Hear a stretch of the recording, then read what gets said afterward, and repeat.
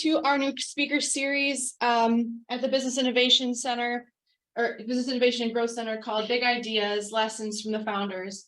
It'll be a talk on with small business and startup founders about their entrepreneurial journey and new business adventures. The series is designed with current and hopeful business owners in mind, hosted by me, Jessica Mueller, Executive Director of the Big Center. So thank you for being here today. If you like what you've learned here, follow us on our social platforms at NEIU College of Business and Technology, or on the web for more Big Ideas speakers, as well as other courses, events, and resources. Of note, today's presentation is live streamed, and is recorded. We will have time towards the end for questions.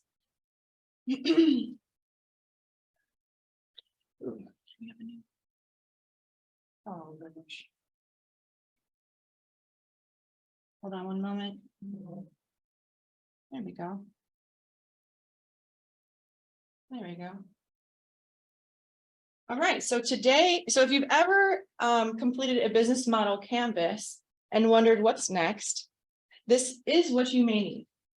Used successfully by startups and large global organizations, strategic roadmap enables business owners, executives, and leaders to utilize a proven approach to delivering a clean plan, making success easier to achieve. So with us today is the developer of that roadmap.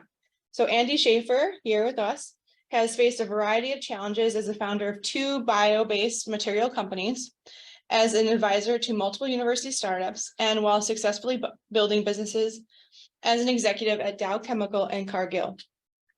So today we're exploring various strategies developed using this framework of the strategic roadmap developed by Andy. So thank you for being here today. Thanks. Thanks, Jessica. Okay, so we'll jump into this and not knowing everybody's background and what interests you have. And am I in an okay place on the camera? I hope. I usually start with, so where are you going with your business? Your business is on a journey, just like we all are through life, and just like you might take for vacation or a holiday.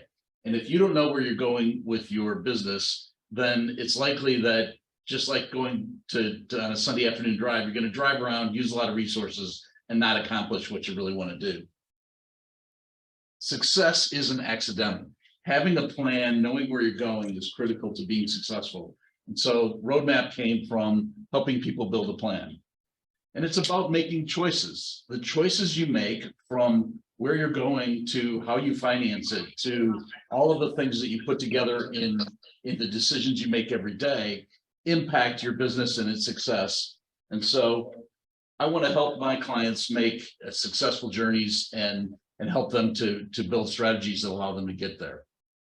The challenge with strategies is extremely complex. There's a lot of different inputs that you can get, and everybody has a slightly different view on strategy. And I've seen strategy documents that are 3-ring notebooks that go on a shelf somewhere. The problem with that is people don't know, they can't remember what the strategy was. And then in the heat of the moment, when they're making decisions for customers or for their business or with their management teams, they have to go back and refer to the book, which never happens. And so then people start going on detours. So the roadmap was intended to be a very intentional, very memorable approach to structuring strategy, where you could include all of the complexity that you want, all of the different tools and trades that you might learn in a marketing program, but also keep it simple enough that if you've never had any of the background, you can put a strategy together that allows you to be successful. So I use the letters in the word roadmap to help you do this. So R is about results. What's success look like? O is about opportunities. What opportunities will get you to that success? A is about advantage. What do you have to deliver to the customers to win that opportunity? And what do you have to do so that competitors, once you've won the opportunity, can't take it away from you, so that you can use the opportunity to get to success and stay there? And design is about what choices you need to make, what investments you need to make, so that you can actually build advantage that allows you to win the opportunities and get to the destination that you want to arrive at. So that's the strategic road. And you need to build those pieces together. We're going to talk about each one of these letters as we go through the conversation today. And then you've got to go and execute. And the map part is all about execution. Milestones, what are the things that are going to tell you that you're making progress along the way? Action plans, and most people know how to do action plans, but they usually forget one critical element. We'll talk about that. And partners, who can help you make that journey faster, more successfully, easier, or using less resources. Partners is probably the most overlooked element of building a strategy because people just don't think about who can help them in different ways. And so I'm going to challenge you to think differently about who might be able to help you on your journey to be successful. So that's where we're going in the conversation today. I'll talk about each one of those letters in the roadmap and some of the examples behind that. But who am I, right, to tell you guys about all of this? So as Jessica said, I graduated from Notre Dame, summa cum barely. I got out because I was an engineer and I wanted to be in business. I wanted to be doing the business side, but I wanted the technology so I could talk to the people on the R&D and technology side. So I started my career and went to Dow Chemical Company, worked with Dow, and pretty soon Cargill came to Dow with a bio-based plastic that they talked about as compostable and biodegradable. And so I helped put together the joint venture between Dow and Cargill that became what is today NatureWorks, the largest bio-based plastic on the planet. And by the way, compostable and biodegradable are not key themes in the value proposition that got that business off the ground. So being able to turn your value proposition and look at it through different lenses often is a critical element of being success, viewing your opportunity through different lenses. And then my slides went crazy. No, it's not sharing properly. Okay. So then I went on and while I was building the NatureWorks business, I went and got an MBA at University of Minnesota because I was living in Madison. And somewhere along the line, I stopped at Thunderbird and picked up a certificate in global management from Thunderbird. After helping Dow and Cargill put NatureWorks together, I told you I wasn't very smart, so I eliminated my own job at NatureWorks as the company got off the ground. I like building things, not running them. And so I went to Cargill and I had a Department of Energy grant with $1.8 million and $1.8 million from Cargill to build a business. And that became a company that we spun out of Cargill. Two of us started it and spun it out of Cargill with 6 of us from different backgrounds in private equity. And Elements Renewable Sciences became a business, started with that seed money from Cargill and the DOE and $65 million in private equity from the initial private equity round that spun the company out. And we raised $325 million while I was at the company, built a plant in Southeast Asia and expanded the business to over 150 people. So that was my background at Elements. Today, I work with several different university accelerators and incubators, working with oftentimes professors and grad students that have an idea and are trying to put it together and figuring out where to go with it. I work with a number of different places, advising and mentoring the student teams that are there, because the most fun part of this is building something, and often the energy and vibrant ideas come from students and universities. And I've been responsible. I sit on the board of about 6 different companies. These are some of them, 3 of which on the slide here, we actually spun out of university startups and have grown to scale businesses to produce tens of tons of products today. So I love doing that. One of these companies doesn't exist anymore. Those things are painful. And so I've learned from those experiences as well. So where are you going with your business? The choices you make matter from the very first day. Building a business that's a lifestyle business that can support what you're doing, that can be an extra income, the side hustle, those kind of things is very different than building a business that you want to take to Wall Street and make it and have an IPO, or you want to take and be acquired by a strategic company or other investors. Those all are different destinations that you can go to, and how you finance those operations make a tremendous difference in your ability to successfully achieve what you want to do. So figuring out what that strategic road looks like and figuring out what approach you're trying to do is critical to making sure that you can actually be successful in how you want to approach this. And as I said before, once you have that strategic road figured out, you can then focus on the execution part. The actual road part of this is iterative. You can start by picking any one of the letters in road, as we'll talk about as we go here. And you can then work with the other elements of it to make the road look correct. Much like if you were going on a journey to go to Indianapolis from Chicago, there's a lot of different destinations, different ways to get to that destination. And you can pick different places that you might start along the way with a map and figure out what the path looks like to get there. The same is true for road when you're figuring out where you want to go. You can start wherever you need to be and then work it until the iteration makes sense. And oftentimes you may have to adjust as you're going along the way, and you find there's detours, you can go back and you can adjust those elements to make it successful. But knowing where you want to go is important so that you don't adjust and end up taking detours that lead you someplace that you didn't want to be. So my definition of strategy, since we're going to talk about a strategic plan here, is this one. A strategy is about aligning your activities and prioritizing your resources, because nobody has enough resources. I don't care if you're the biggest company in the world or if you're a small individual just getting started, the limits on resources are real for everybody. And so aligning your activities on those resources to have the most impact is critical.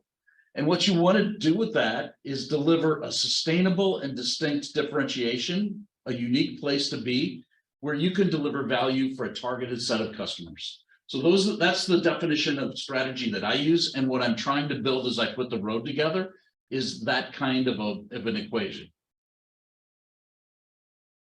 And when it works, it's a lot like this. The car comes into the pit, everybody on the team knows what to do. Everybody on the team is ready to do their job at the right moment. And everybody on the team is trained properly. They've all got it down. They've had the ability to practice and ask questions. They know where we're going and they know how to make it happen.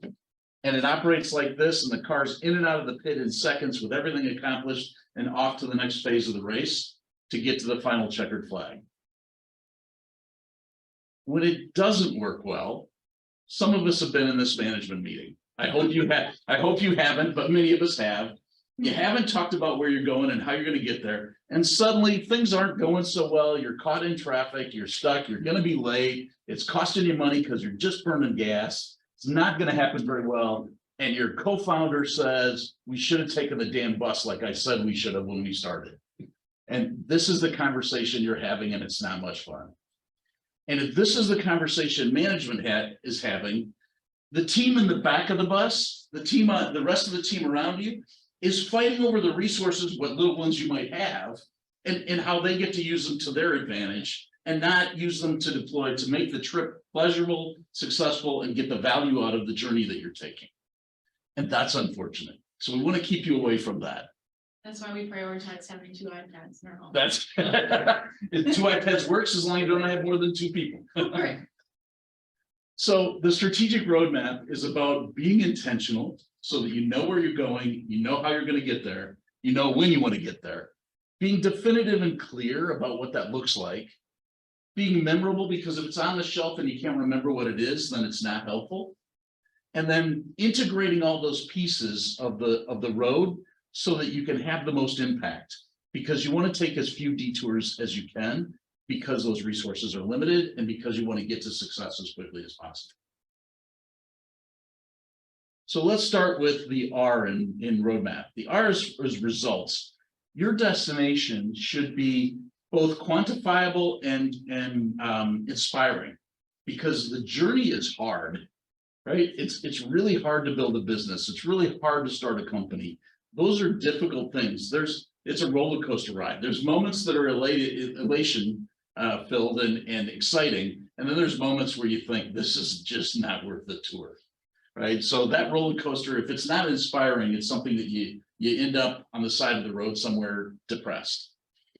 And you also have to be clear on the timing for success and how big it is. If I say we want to go to Europe, you might have one vision of where in Europe you want to go, and you might have a different one. And if we're not aligned on what that looks like, then we can't get to the same place and have a successful journey, because one of us is going to be disappointed when I wanted to go to Paris and you wanted to go to Milan. So the results need to start with declaring your destination. Where is it you want to go? Be qualified, be qualitatively describe it, but also describe the magnitude, describe when it's going to happen. All of those things are important to describing it in enough detail that everybody understands what it looks like when you get there. and then be honest about where you're starting from. Just like taking a map and using a map to help you, it's really hard to get to where you want to go if you're faking it with where you think you are from your starting point. And the number of times I've talked to entrepreneurs and early stage investors and inventors, and they really think they've got something that they really don't have. They haven't really tested it yet. It's not going to help you, because you're going to find out the truth sooner or later.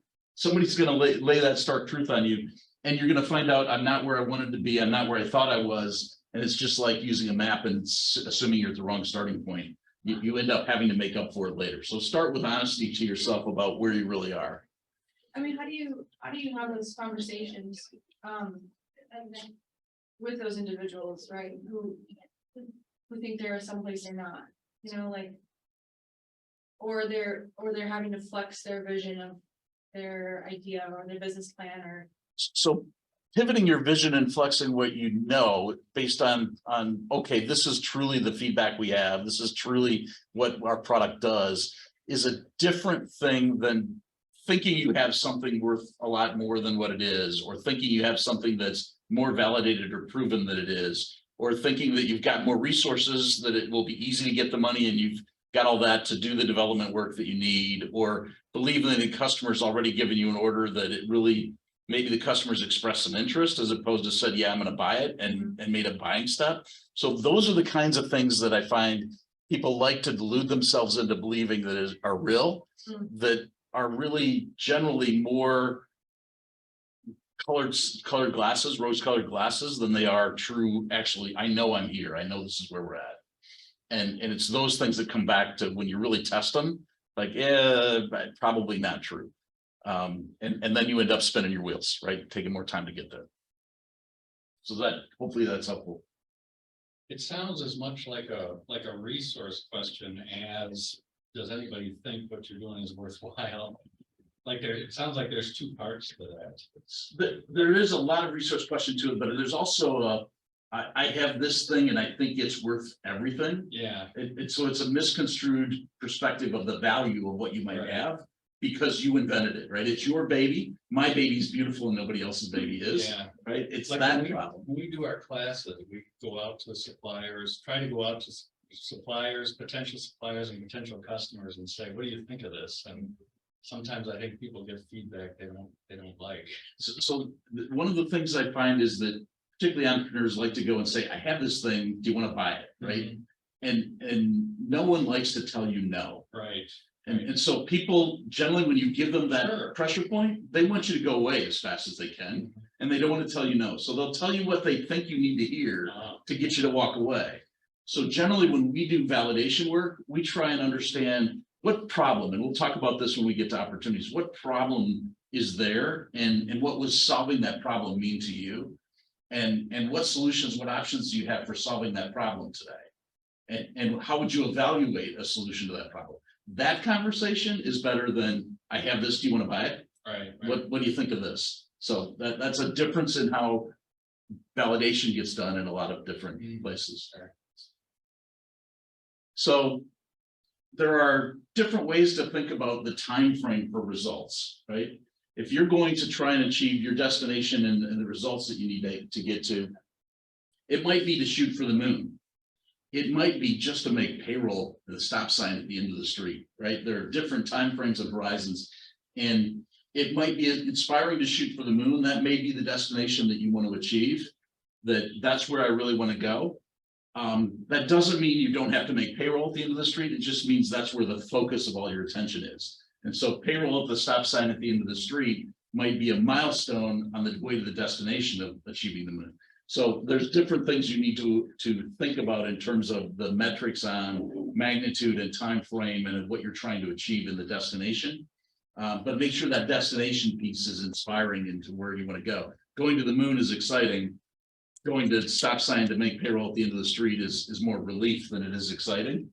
And we want to make sure that you're headed someplace with your business that's inspiring, not just relief. And then you don't go on this journey building a business alone. You have to go with a team around you.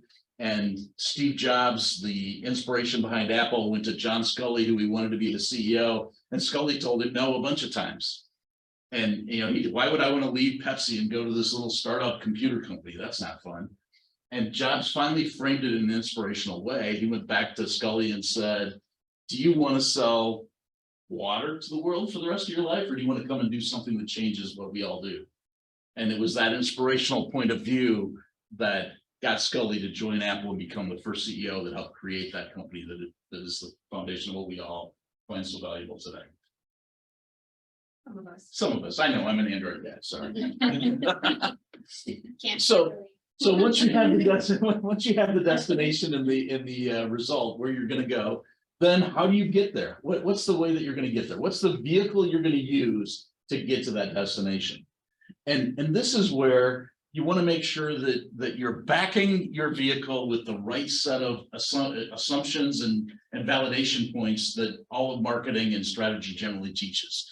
What are the solid industry analyses? What are the fundamental competitive analyses? What are the market and customer analyses that you need?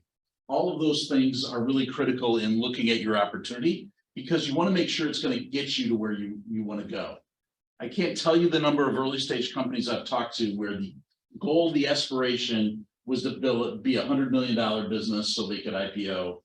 And the market opportunity they were chasing was a $5 million opportunity. That's not going to get you to that destination.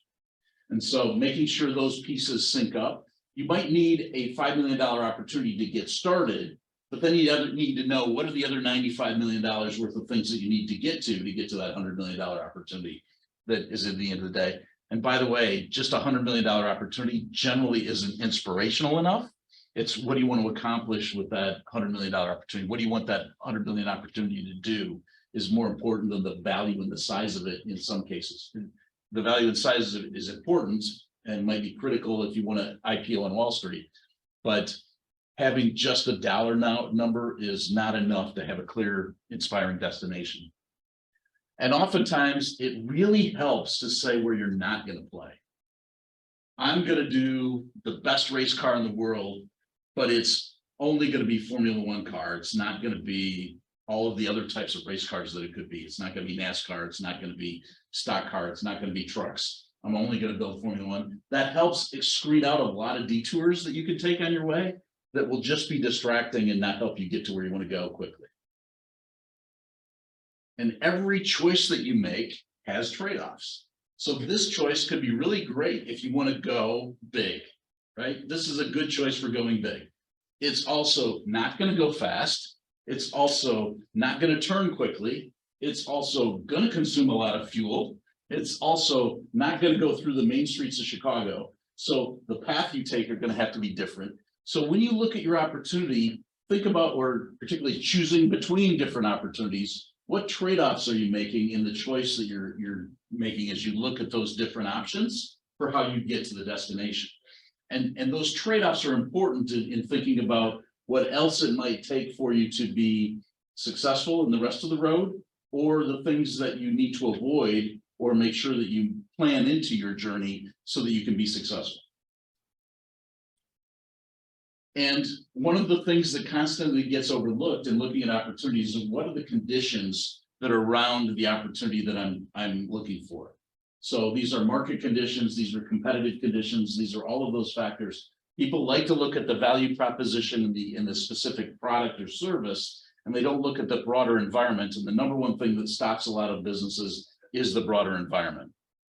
So this set of competitors here, there's 3 vehicles on that road. The set of competitors here could have a very different outcome for who wins the race if the road that they're on turns from a paved concrete road into a 2-foot wide dirt track 50 feet down the road. Those cars will get stopped by the trees on both sides of that dirt track, and the bicycle is going to win. So the conditions that you're going to face as you go down this journey are really important to consider. All of these might fail if they come to a river that doesn't have a bridge in it in 100 yards. So thinking about what that path forward looks like, right? The analogy I talk about is if I want to go to Paris, riding a bicycle, taking a car are really bad ways to get there, right? So those are the wrong opportunities to ride to get to that destination. But thinking about the conditions I'm going to face make a difference, because if I want to go to New York, bicycle is fine if I have the time. So those trade-offs make sense or make a big difference in how you're going about things. So looking at the landscape that you're going to be traversing from not the perspective of competitive and customer and market and regulatory and all of those different dimensions. PESTEL is often an abbreviation used in marketing or business strategy terms, but it's quite simply look at the targets. Who are the customers that you're going to be dealing with? What's changing in their world? What are they going to face in the time frame that you want to be taking your journey to success? What are the trends around them? What are the trends around you that are changing? What are the things that might be different that you're going to have to make sure your technology, your product, your service addresses? And what technologies will come in that will either make that easier or more valuable or obsolete the value that you're trying to deliver to your customers. So technology trends and targets are a simple 3-letter T acronym that's memorable that people can usually look into that covers most of the landscape. And this is the biggest one, it's the hardest one, the shiny object problem. How many cars fit in your garage? And you have garages? 2, okay. How many cars in your garage, Jessica?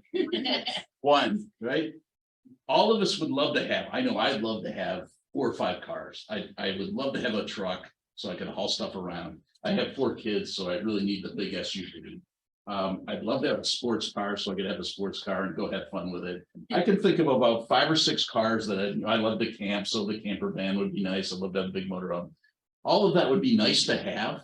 But the problem with multiple vehicles, just like the problem with multiple opportunities, is that all of them take resources. I have to put licenses on them. I have to pay insurance on them. They all need new tires. I got to put gas in them. They break down. I got to go and get them repaired, have oil changes, do all that kind of maintenance on them on a regular basis. So while the optionality provides you some attractive features, it also comes at a pretty heavy cost, particularly if you're a startup and you're an early stage organization.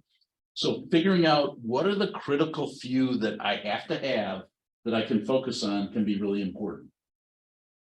And some of the biggest companies in the world, and I know my slide needs to be updated because eBay is no longer one of the biggest companies in the world, but Walmart and Amazon still count.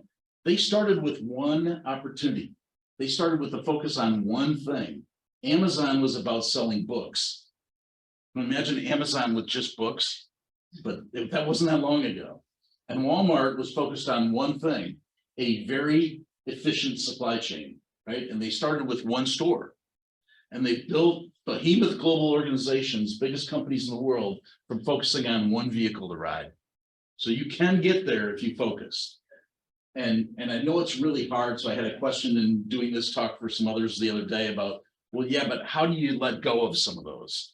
And when I was building the NatureWorks business, the team that I had customers calling them and asking about products. And it was really clear some of those customers weren't going to help us get to our result. And so it was really, really hard to turn down a customer that wanted to buy something, but they weren't going to get us to where we needed to be if we sold them the limited amount of product that we had available at that time and the minimum amount of return that we could get on that sale to those customers. And so we had to finally sit down, and no one wanted to kill a customer. No one wanted to walk away from something. We finally sat down with the concept of critical care unit. We want to put those customers that we can't afford to support and supply right now into the ICU and put them on critical care so that they don't die. We don't want them to go away. We don't want them to die, but we're going to put them in the ICU while we treat the patient over here that was a critical one that we had to get healthy for our business to survive and thrive.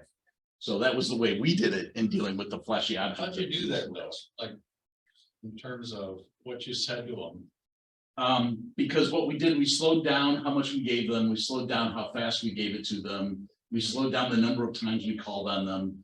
And because we weren't yet we were a developmental opportunity for them, right? Because we weren't a critical part of their business, they generally were more tolerant of allowing us that reduced service and reduced longer response times.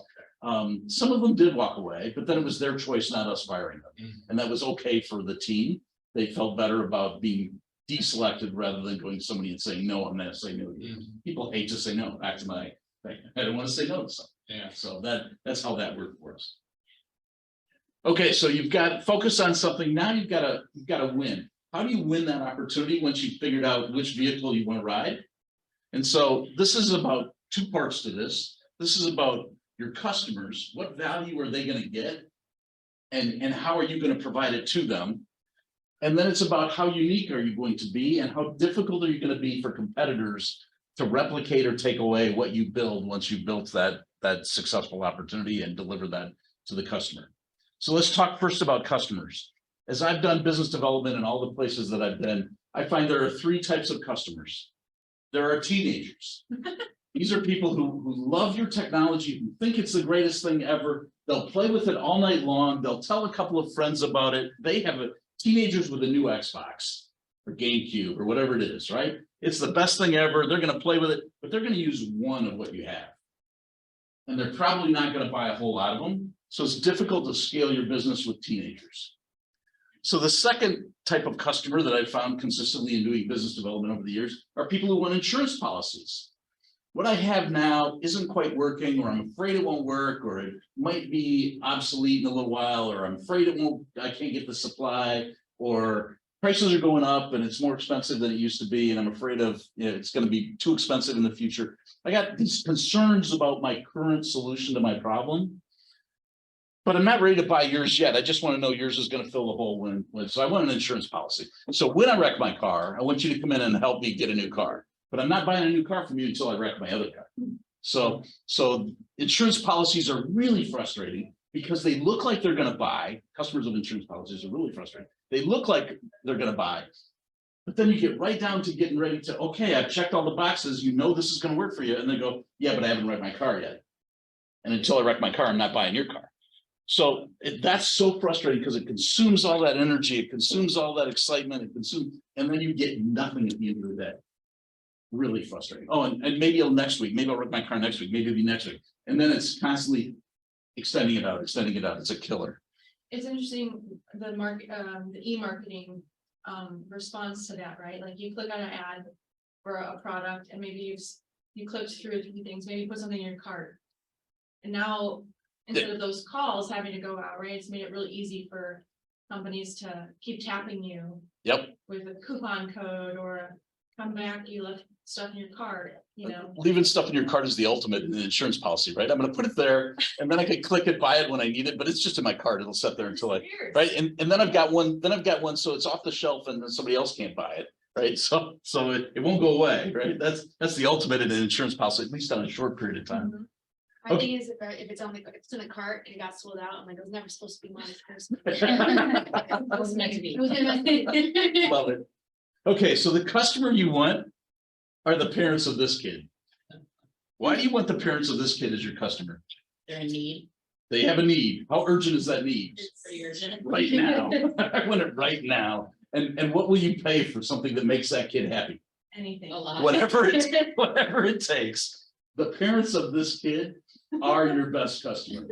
So when you're out asking people about the problem that you think they have that makes them want to buy this, be sure that what you're asking about is, do you have a screaming baby? You want to find that pain point. You want to find that reason that they have to take what you have. They have to take it as soon as possible, and they have to pay you a reasonable value for it. Finding those parents, finding the pain point, finding that screaming baby, and understanding the conditions. If this kid is about to walk onto the plane, how much more are they going to pay for it right then and at that point in time, right? They don't want to be sitting to the guy next to them on the plane with a screaming child for the next 4 hours while they fly across the country. So screaming babies are the best thing you can find for your business. Look for the pain point. All right. Maybe that is a new product, something that would help calm your babies down. It's this red in front of the gate before you walk onto the plane. Like the literally crying. I didn't say this, but a little finger of bourbon on the side now. But yeah, but the only challenge with that is how many babies are screaming at the gate and how often can you be there, right? So there's challenges in getting, will that get you to the result you want to get to? That's how those pieces iterate, right?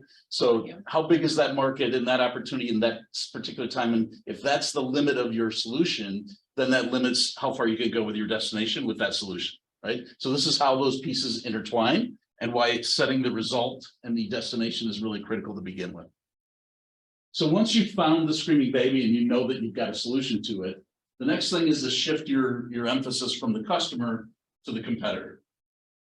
And it may sound like this is something pretty early, but David didn't go out to face Goliath without a plan. And I realized that I'm slightly out of date because somebody looked at me and said, why is the old lady hitting the big guy with her purse?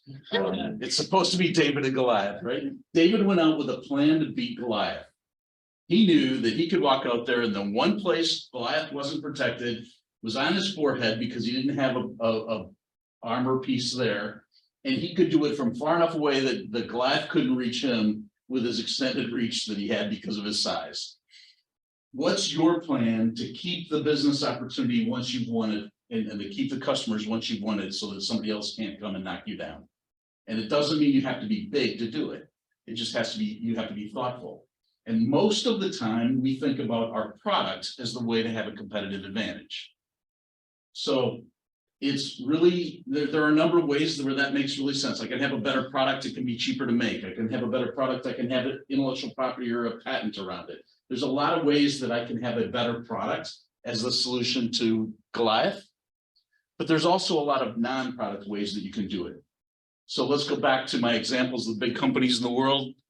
Walmart's advantage wasn't a different store. It was a totally different supply chain that was really hard for competitors to replicate. Even today, competitors can't replicate Walmart's supply chain. And we'll get to their design in a minute, but they actually built their supply chain to be the resilience and the competitive advantage that would allow them to deliver the better product to their customers. Amazon's wasn't books. They didn't have a better book. They had everybody's book. Their advantage was data. They would get the information that was coming through by you purchasing online of who you were, where you were, what you were buying, how those things related, and they would take that information and leverage that up. And that's grown to be such a big advantage today that Amazon gets into the private label business because they see what's going on and what brands are selling. And they'll map the data on their brands and then go say, well, I'm going to knock that off with a lower cost unbranded lookalike because I know that's a big market, right? And so they now use that data in multiple ways to build their advantage. Your advantage does not have to be your product. So, okay, Andy, I've found my customers. I know where I'm going. I found my customers. I understand things I can do to build my advantage. How do I do this? So that gets us to the design part. This is what do you invest in so that you build that advantage so that you can win those opportunities and keep them and get to the destination that you want to go to, right? This is the last element of road. And it really is built around three things. It's built around how do you structure your business? What are you giving to your customers? And how do you interface with your customers when you do that? So we'll talk a little bit about that for a second. There's a fourth one for startups that I'll get to that doesn't map for big companies because they don't have to worry about financing. Big companies generally have enough cash that they can just continue to invest in whatever they like to do inside of their business. Startups have to worry about how am I going to pay for those elements of design that I build. But your business configuration is your business model. How are you going to get paid? Is it going to be, I'm going to pay you for a service. I'm going to pay you on a subscription. I'm going to pay you for a product when you deliver the product. What's the business model that you're going to use to get paid? What's the network that you need to have to deliver that business model? Who are the suppliers that you're working with? Who are the supply chain and logistics companies that you need to deliver the product? Do you need AWS as a backbone or server for your data, right? If it's a software as a service model, what does that look like? How do you make and deliver what you have? And I'll get to channel as the customer interface, deliver in terms of the functional things for your business. What organization do you need to have to deliver this? So Amway was a very different kind of structure than a two-person business that's a mom and pop shop or a food truck delivering something, right? Different kinds of structures, different kinds of organizations. So what organization is going to fit you well? And what processes do you have that are core to you and how you make that product and deliver that business, deliver that product or service, and what process do you have to operate your organization internally? Those are things that you need to have your handle around. And sometimes you want to invest in differently based on who you are, right? Amway had a totally different sales organization and they had a very different business model. So I don't know if everybody understands who Amway was, but they sold through mapping a big sales organization that then sold in their homes. And so each one then built a pyramid effectively of different ways to sell their product. And they didn't need a sales team that went out and called on businesses and retail stores. The offerings, what products and services and supplemental products are you going to provide to your customers is kind of a clear one. But all three of those components can be important. Ancillary products are things like shaving cream if you're selling razors and blades, right? So I can sell you razors and blades. I can sell you the service of shaving, and I can sell you shaving cream and aftershave that go with it. Those are ancillary products that go with the shave. And so there's different ways to combine your offerings. Sometimes you may actually have to start with an offering that's an ancillary product in order to build up enough cash flow, customer base, customer awareness, that then you can move into a product that you can actually sell that's more core to where you want to go with your result. Those kind of things are elements of how I've seen businesses built as well. I've also seen products that are sold to customers that have less demanding specifications. So in the businesses I'm in, usually our customers in the chemicals and materials area wanted very pure products. But there's also some customers that bought mixtures of stuff. And oftentimes it was easier for us to make a mixture in the early stages of the development of the product than it was to make a very pure product. And I built businesses multiple times by selling the mixtures first and then moving to the pure product, sometimes to the same customers. Do you think that's what Amazon's strategy was? Like start with books, Start with books and build. then I absolutely did. sell pills? Yep, Like, I absolutely. And if you think of if you think of Walmart's early stores were always in smaller communities, right? They had the most expensive stores that Walmart competed with were in places that it was hard to get to. And so their costs of the supply chain to get to them were more expensive. And the competition there was less. So Walmart started in their early days by going into smaller communities where they could knock out the local retailers. And they actually got a lot of grief for this. But they didn't compete in downtown Chicago because there was too much competition there, and the supply chain logistics were more complicated. So it was more difficult for them to have that differentiation. So yes, there are lots of ways where you can build that ancillary products piece. In that case, it was ancillary locations, very targeted locations into your business. And then your customer interface. What's the channel you're going to have? How do you get that product through distribution, through a supply chain? What's the brand that you're going to have? And how do you engage with your customers? So Nordstrom's engages very differently than TJ Maxx does when you go in and buy something from Nordstrom's. And all of us have had examples where we picked up the phone to call and talk to a supplier, and all we can get is the automated line that just refers us back to push number 3. And we go through push number 3 and you can't get to a real human being. Those kind of things are choices you make in what you want your customer interface to look like and how you want that engagement to look like, and what it costs for you to build that advantage in your marketplace. Nordstrom's has a huge advantage in service and what they deliver, and they price for it in their pricing in their business model. And so all of those pieces are integrated. And this is where the integration part is really critical. You could spend a ton of resources and try and do all of this. You might only need to do 1 or 2, right, in each category for you to be successful. So thinking about how do you integrate to building your advantage so that you can win the opportunity to get to the result you want by focusing on where you're putting your resources across this portfolio.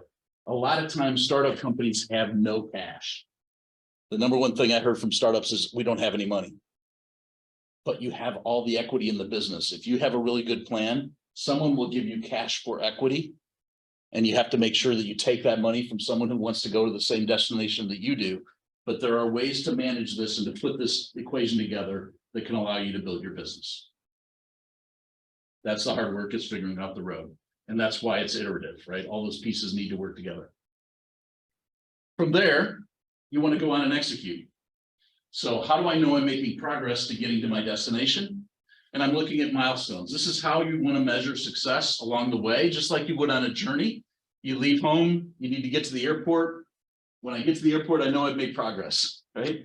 The same thing is true for your business. There will be milestones along the way that you can articulate and know you need to hit ahead of time for you to make sure that you're making progress towards success If I get stuck in a traffic jam and I don't make the airport at the right time frame, now I know I've got to change my plans. The same is true for your business. If you can't hit a milestone in the right time frame, you've probably exceeded you probably have used different resources than you would have planned. And so you need to make some adjustments to what that looks like on your road to make sure that you can still get to where you want to go. Picking the critical path, what are the things that are really important along the way is important because there's all kinds of detours you can take. So it might be okay to take detours, right? On a vacation trip, going off and seeing the scenic detour on the side is one thing, or swinging over to stop at Aunt Minnie's house is a different one. That might be okay on those trips, but you want to avoid those when you're building your business. So what are the ones that I know I really need to hit? And how do I make sure I keep those in my focus so that I stay on the road to the shortest road to where I want to go? And oftentimes when it comes to measuring milestones and metrics, what I see is people looking in their rearview mirror for the metrics. And if you drive using just the rearview mirror and not looking out the windshield, how far do you get before you have a problem? Not very far. You hit the ditch, you hit a tree, you don't go very far before. The same is true if the only metrics you're measuring are rearview mirror metrics. How much you sold last week is a rearview mirror metric. And oftentimes people look at sales as a metric that they're trying to say is a milestone. $500,000 in sales is a milestone. $10 would be a milestone for some businesses, but that's a rearview mirror metric. It doesn't tell you if you're on track to hit $500,000, if you're on track to, you need to be looking out the windshield for metrics. When you take a trip, you're looking out the windshield. I know I need to get to exit 42. I'm in mile 20. I got 12 miles to go, right? Those kinds of metrics are out the windshield. Make sure your metrics for your business are and your milestones are out the windshield as well. And when you hit those things, make sure that, remember the part about inspirational for the results, make sure that you take time to celebrate. This is hard work building businesses. It's hard work executing a strategy. And so celebrating when you hit something significant is critical to keep everybody motivated and engaged in what you're doing, to keep your own enthusiasm up. So pat yourself on the back. We accomplished this. It took work. Take time to stop long enough to look around and see how far you've come. That doesn't mean you stay there forever, but at least acknowledge it and celebrate those things because this is a hard journey and you are not going alone in most cases. So then we get to the action plan in roadmap. And everybody looks at me and goes, yeah, action plan, I got it. It's who, it's when, it's what needs to be done. I can assign all those things out. What they miss is this last piece. With what resources?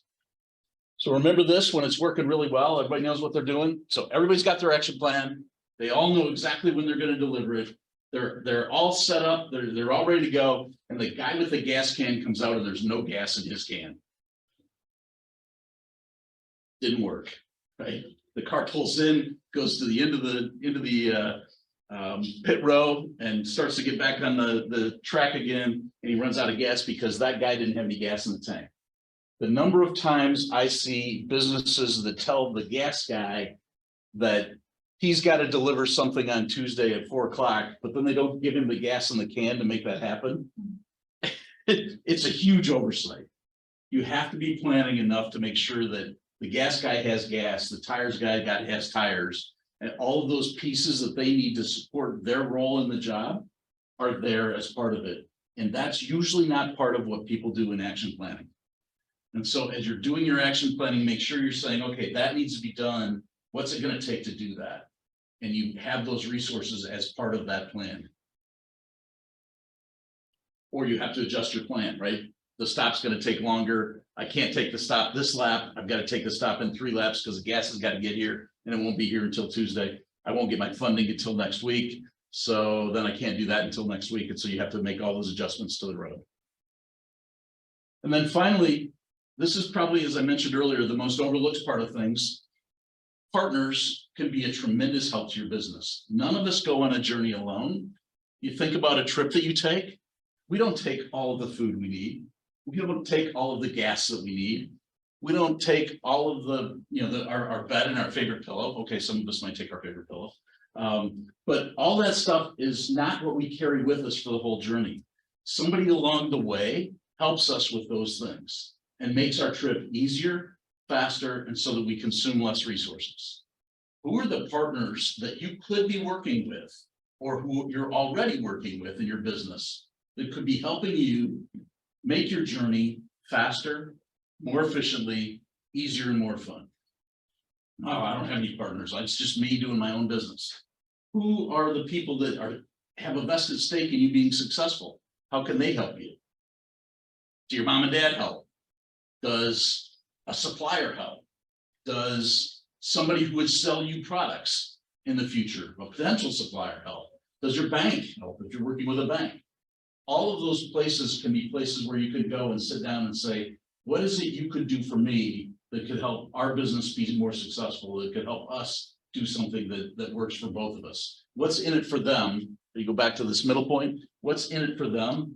And identifying what those partners can get out of helping you do that is an important part of that. Just don't go ask and say, I need this. Go back and sit down with them and figure out what could be a mutual benefit. You know, the AAA gets and Allstate get memberships fees, right? They get a subscription fee. It's not a ton of money, but it's a lot less than what I pay if I need towing. Right? So there's those kinds of trade-offs that you can make as you're going along, where people will be willing to help you with a lot of services if you ask them and put the right structure together. So that's the strategic roadmap. Hopefully you can see that it's very intentional about where you're going and how you're going to get there. It allows you to be very definitive and clear if you spend the time talking with your peers around you and the other people engaged with you about how to do it. Hopefully it's memorable. When I did this the first time, it was $1 billion organization, and I was doing a strategy program for them. They were struggling to deliver what they needed to for their organization. They were really clear on what their results were. They were sort of clear on what opportunities they had. The shiny objects probably had multiple trucks they were trying to buy. So figuring out they were in the trucking business, but they had multiple vehicles they wanted to ride to their destination. And they got to Advantage, and the advantage was really clear. We are going to have this new product that delivers us these customer segments to get to where we want to go and deliver what we need to the big organization. But how they were going to do that, they were fighting over, the marketing guy and the research guy were fighting over resources. The marketing guy said, I need more salespeople.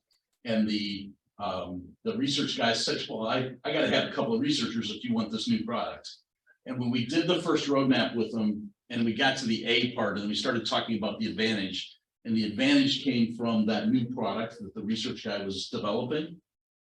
The marketing guy went, wait a minute, my additional sales guys aren't going to give us the A. If we're going to get the A, you got to have the resources, because otherwise we're not going to get there in time. And so I'm going to back off of my request for salespeople. You go get the researchers you need. And they started talking about their A to get there, right? That's when you could see the bells and clicking and things starting to say, okay, I can now put this together in ways that help me make decisions. And that's what I'm hoping that I helped you do today, is think about how you can integrate all these pieces to get to where you want to go. So last point is that along the way, there's a number of different resources that I found consistently. I go back to the themes in these 4 books. So the one on the far right is obviously the one that I put together, even though I swore I wouldn't write this up as a book. The customers kept asking me for it, and when the pandemic hit and I wasn't traveling, I wrote it. It's only 89 pages. It's really short, but you should be able to take something away from it that helps you build your business. So that's mine. Crossing the Chasm is a pretty well-known book. There's over 2 million copies of that out there that talks about how an early stage company goes through things that are different than how an existing company goes through. So Crossing the Chasm is a really good book about scaling a business. You can kill an idea, but you can't kill an opportunity. It comes from a colleague that I work with often, who uses the definition of the word opportunity, which means into port. It came about in the 1300s when goods and markets were plentiful and stuff got shipped around on boats, but you couldn't get the boat into the port to deliver it if the tide and the wind were wrong. Think conditions, back to the landscape that we talked about in the roadmap. If the conditions are wrong, you can't get the goods in to deliver it. And so you had to have the tide and the wind in your favor to get the boat in to deliver things. And that's her point about opportunity comes from portu, into port. She also has a really good point about ideas versus opportunities. Everybody's got ideas. They're really easy to kill. Opportunities involve the market, the technology, and the conditions. And that's the point of that book. And then 10 Types of Innovations takes the things that I use in design and gives you tons of examples of how different companies have put those together in different ways, with a lot of different examples of different types of things in each one of those elements of design. So those are pretty helpful resources if you're trying to build a business that you might want to add to your arsenal. And with that, thank you, and happy to take questions, and I wish you well in whatever you're endeavoring to do. Any questions? Any chat? No. Since I can't see it, okay. Well, thank you. Annie, there's no questions for you? I have a question, it might be a little longer. Like, how did you kind of get some of these ideas in your head? I mean, looks like starting from some basic strategy ideas. Was it just through your own experiences, or? So there was a lot of experience that went into that. There's companies that I built and the ones I worked with and things that have failed. But there was also, I had all the background education on the different elements of strategy. And when I went in to help that $1 billion company with what they were doing, they asked me to help them put their strategy together, and everybody had a different idea of what strategy was. Some people said it was a SWOT diagram. Other people said, I need a Porter's 5 forces analysis. They all had a different solution for what strategy would look like to them. And all of those things were tools, not strategy. And so what finally happened is I finally sat down with them and said, you have to deliver something, right? Where are we going? How are we going to deliver that? And as I thought about how I was going to help them, I ended up putting the roadmap pieces together of thinking through, we have to get to there, how are we going to do it? And then working through, and it turned out that the word worked. So I had one. So like, when you have this like plan now, but like when you were starting your first business or like getting involved in your first business, like did you have like the same type of problems that you see people having now? I had the same problems. I didn't recognize them in the same way. So the bio-based plastic, the NatureWorks plastic that I talked about, we looked at that when we walked in the door was biodegradable compostable, right? That was a big trend of conversation in the marketplace. But if you look at what the conditions were around that, even today, the number of compostable facilities out there is very limited. So trying to sell a compostable product in a marketplace with very few compost facilities and no compost collection, not going to happen very well, right? So the conditions piece of that, we're stopping that business from being successful. And so we had to look at it through a different lens. And we looked for the screaming baby. What's the properties that we deliver that could, and I didn't know it was screaming baby at the time, right? We just changed the question. What's the properties we can deliver that the marketplace is having a problem with? And that product's delivered physical properties that were different than anything else in the market. And customers thought that combination of properties was really interesting. It helped them solve problems they couldn't do. So that's how we changed the lens on that one. And the screaming baby insurance policy teenager comes from having too many teenagers. The technology that I dealt with, people love the technology. That thought was really cool. I could never get it out of the R&D group. And then there were a number of companies that only wanted to buy us because they were buying insurance, right? I'm worried my current supplier can't deliver, so I want you guys as backup. Those came from real life experiences, just experiencing that with unfortunate pain. So I tell people that I've done business development. I don't have any teeth left. Sometimes I fell and knocked them out myself. Sometimes a customer punched me in the mouth and said that was stupid. And sometimes my boss punched me in the mouth and that was stupid. So now I have dentures, and if I can use my dentures to allow you to keep your teeth, that's what I hope this does. That kind of reminds me of like electric cars, you know, like, Same thing. yeah, like they're missing the charging stations. That's kind of holding a lot of stuff back. It's slowing down the adoption, right? Yeah. Absolutely. And if you think about the other one that's a classic is digital photography. Kodak had the digital photography way back, way before it happened. And there was no computer chips. There was no way to print out those things. You couldn't save them. You couldn't send them around, right? So even though digital photography isn't terribly different today than what it was then, it's got more megapixels and more a higher quality product. But what's changed are the conditions. There's now, you can carry it around in your phone. You can store it. You can print it. You can send it to somebody else. All those things are the advantages that allowed digital photography to put Kodak out of business on their silver halide photography. And so those transitions make a big difference. So it's those experiences that this emerged from. Yeah, it's like a timing issue almost. Yeah, and you may be way ahead of your time for a product, right? Yeah. Well, with the electrics, GM had an electric car in the nineties, and there was just no, gasoline was not that expensive. There was no way to charge it. Right. Its range was short. Nobody wanted it, you know? Well, ethanol, biofuel is a really big product today. Henry Ford had that back in the 20s. It Yeah. didn't really get traction until the fuel crisis that started in the 70s and the incentives that built the ethanol business that really didn't come about until 2000. And so conditions were, it was known a long time ago, conditions were right until the 2000, almost a century later. That's wild. Any other questions? Thanks, hope that was interesting. Thank you. Thank you so much, and I know I learned a lot. And for some reason, I just kept thinking about my own romantic relationship, especially that one. You can look at it from a personal growth, you can, Yeah. ways to use it, and I'm not writing the sequel. Yeah, if you could just go ahead and write one of them up. No, but thank you for that. It was really a lot to be learned there and a lot of great a mindset shift, right, on how to approach your business and where to start and maybe where to pull back from when you are down a rabbit hole. And a lot of this I hope to incorporate too, at least the mentality of it, into our business planning course that we host through the Business Innovation and Growth Center. So thank you for that. I just wanted to also let you know that some of our upcoming events are the grand opening of the big center, Business Innovation and Growth Center, on May 4th. So we'll be celebrating the ribbon cutting of that space. It's at our Bronzeville location at 700 East Oakwood. And we'll be the last, I don't know, maybe 10 months I've been working on making a space for a community space for our students, alumni, faculty, staff, friends of the university to come and do just what Andy was talking about today, which was starting a business and growing your business and maybe scaling your business or exiting. Andy too serves on the Big Center's strategic advisory board. So thank you for that.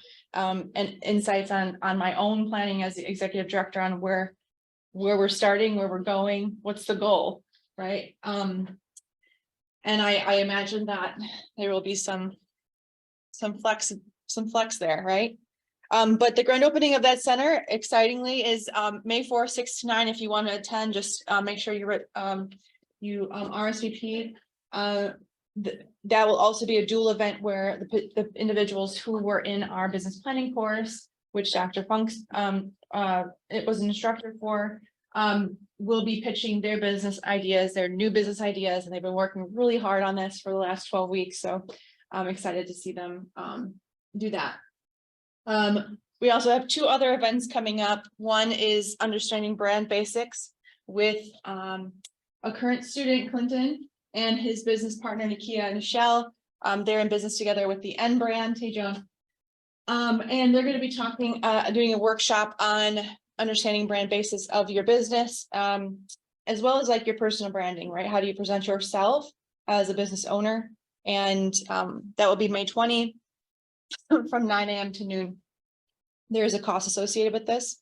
It's $350, but it's sure to be very worthwhile and a valuable experience. And then we, here's the QR code if you want to register for that. And then we also have one of our alums and an individual who is a mentor coach for the Big Center, Dr. Florencio, who's going to be teaching on the entrepreneurial mindset profile. And this is an assessment on your ability to unlock your entrepreneurial potential. So it'll give you 14 different indicators to give you some insights as an individual on your approach to being a founder and entrepreneur. That one will be self-paced assessment, and then you'll come to class and we'll have an overview session together, and then he will also be providing a 30-minute consultation on your individual results. So those are a few things coming up, but we appreciate you being here today. Thank you, Andy, again for your time and your talent to be shared today. And until I see you next time, stay brilliant, everyone. Thank you.